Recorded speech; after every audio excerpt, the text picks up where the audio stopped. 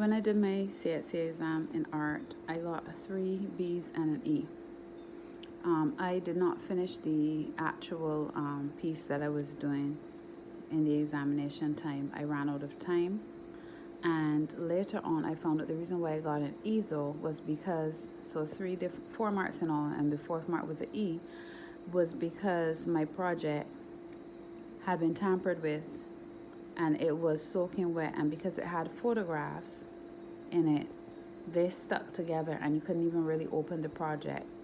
I believe if you can see something that has all of this work on it, you can see it's been written and all of that there, and then you see it wet and stuck together, before you go and give it an E, shouldn't you at least ask how it got like that in the first place? Because I'm sure no teacher would accept the SBA looking like that.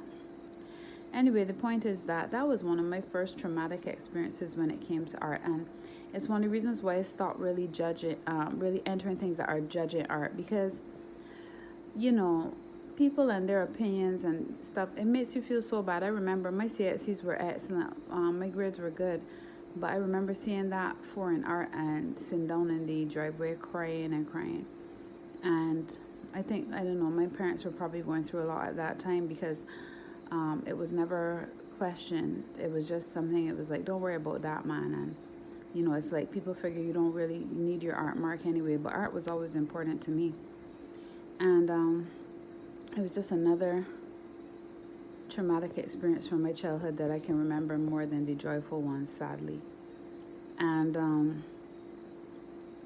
you know, it's funny how those things happen to you, and then if you were going to do art at BCC now, you can't, you'd have to do it over or whatever. But I kind of got a mental block towards art because of that. And in general, in poetry and all those kind of things, there's different mental blocks that I got over the years, from the way how people judge things, the things that people expect from you.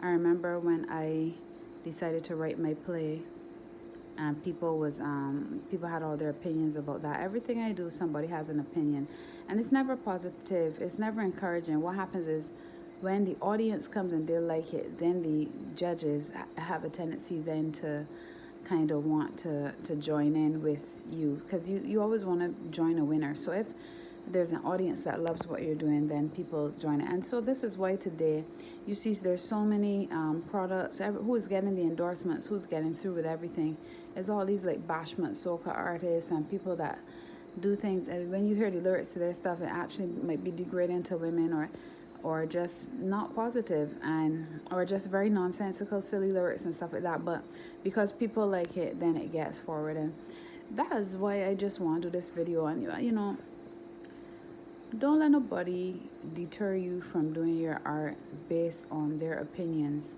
because a lot of times people, even when they think that they're so highly educated, you have to remember there was a man who made a university. There's a man who made the first course in the university, and if you study hard, that man was probably one of your oppressors.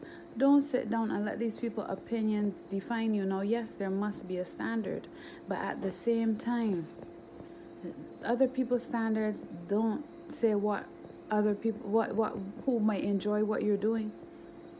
But as long as you enjoy what you're doing, as long as you have the right energy and you keep fighting through with a good energy and loving what you're doing, there's going to be an audience for what you do. And I don't mean this to say to be mediocre and not to educate yourself and all that, but what I'm trying to say is that sometimes people and their critiques or the things they do can be so traumatic that then in your mind you get a block, and then you don't end up doing what you should be doing. And who you are is just who you are. There's nothing you can do about that. Keep making your art here, and I love you.